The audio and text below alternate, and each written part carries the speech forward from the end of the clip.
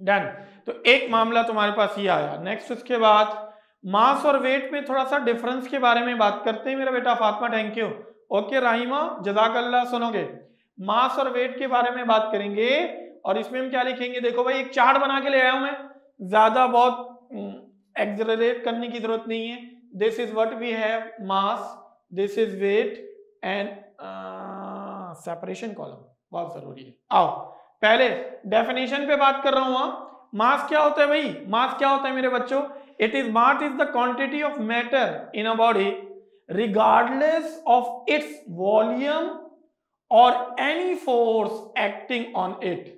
मास basically quantity, हाँ quantity of particle, बिल्कुल ऐसे ही किसी भी बॉडी में रिगार्डलेस उसके अलावा कि वो उसका वॉल्यूम क्या है, उसके ऊपर क्या फोर्स लग रही है, उससे हमारा कोई ताल्लुक अभी नहीं फिलहाल, ठीक ओके। लेकिन अगर मैं वेट के बारे में बात करूं तो weight is the measurement of a gravitational force acting on a body. जैसे फॉर एग्जांपल मेरे हाथ में ये पेन है, ये पेन है, इसको मैं छोड़ू नीचे आएगा, इसको मैं छोड़ू ऐसे नीचे आ जाएगा। तो ये जो मैं छोड़ रहा हूं ना, तो जमीन की ग्रेविटेशनल फोर्स इसको अट्रैक्ट कर रही है। वेट जितना ज्यादा होगा अट्रैक्शन भी उतनी ज्यादा। पहले बोलो यस और नो, है ना। वेट मतलब मास जितना ज्यादा होगा, इनर्शिया वाला पैरामीटर आया ना यार, इनर्शिया वाला पैरामीटर आया। अब देखो ना मेरे पास एक ये पेन है, इसको मैं ऐसे उठा रहा हूं, इसको मैं उठा रहा हूं, तो इसका मास कम है, इनर्शिया कम है। लेकिन इसी के साथ साथ मेरे पास ये डिवाइस आ जाए, ये एक डिवाइस आ जाए, इसको मैं उठा रहा हूं, अलग है। लेकिन अगर इसी के साथ साथ मैं ये मेरे पास एक बॉटल है, एक बॉटल है ऐसे, पानी की बॉटल है ना ये। अब पानी की बॉटल और इसका मास ज्यादा है तो इसका वेट भी ज्यादा होगा और इसका इनर्शिया भी ज्यादा होगा। अरे यस और नो मेरे बच्चों, एवरीवन, जी चैंपियंस, ओके की रिपोर्ट आ गई, क्या बात। एक कंडीशन तो मेरे पास ये आ गई। अगली कंडीशन में अगर मैं तुमसे बात करूं तो इफेक्ट ऑफ ग्रेविटी क्या होता है, तो सुनना अच्छे से समझना। Mass is always a constant quantity at any place. किसी भी प्लेस में मास एक कांस्टेंट क्वांटिटी है, यस और नो। जी मेरा बेटा, मास हमेशा कांस्टेंट होगा, मास चेंज नहीं होगा। लेकिन weight of an object depends on the gravity. क्यों मेरा बेटा, पहले गौर से सुनना। अगर मैं वेट के बारे में बात करूं, वेट हमारे पास क्या होता है, इज इक्वल टू mg।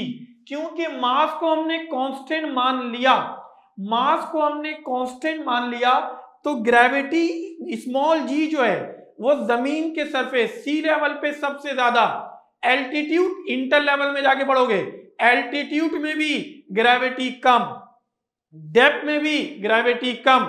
आगे जाके क्लास 9 में भी इसका एक चैप्टर है, पढ़ाऊंगा। स्मॉल जी 9.8 हम कांस्टेंट मानते हैं जमीन पर, ऊपर जाओगे जी कम, नीचे जाओगे जी कम। कितना कम, सवाल सुनना, कितना कम, तो स्पेस में जाते हैं ना तो जी जीरो, जुमला सुनना मेरा, स्पेस में जाते हैं जी जीरो। जब जी जीरो तो W is equal to m जी।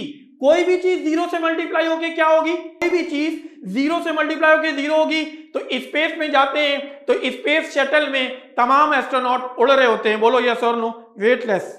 क्या बोलते हो, मास कम नहीं होता यार, हाँ मास कम नहीं होता, वेट जीरो होता है। क्या बात है यार, जबरदस्त जबरदस्त हो गया, थैंक यू सो मच। चलो यूनिट ऑफ मेजरमेंट, इसको हम केजी डिस्कस करते हैं, इसको हम न्यूटन डिस्कस करते हैं। और बैलेंस यूज फॉर मेजरमेंट, आमतौर पर मास के मेजरमेंट के लिए हमारे पास क्या आता है मेरा बेटा, mass is measure using a pan, balance. आमतौर पर ट्रिपल बीम हमारे पास से बैलेंस होता है, जिसको एक तौर पर, अब तो बहुत जगह पे आप देखेंगे लीवर बैलेंस या इलेक्ट्रॉनिक बैलेंस भी आ चुका है, ठीक है। लेकिन अगर मैं वेट के बारे में बात करूं तो weight is measure using the spring balance. Spring balance के जरिए, जैसे हम वेट मशीन के ऊपर जाके ऐसे खड़े हो जाते हैं, देखो मैं ही खड़ा हो गया, या अल्लाह, देखा किसी वेट मशीन के ऊपर जाकर हम क्या हो जाए भाई, खड़े हो जाए। हॉस्पिटल वगैरह में ऐसा जरूर होता है, बोलो यस और नो। क्या बोलते हो मेरे बच्चे पार्टी, ओके की रिपोर्ट आ गई, चलो डन हो गया, बेहतरीन हो गया।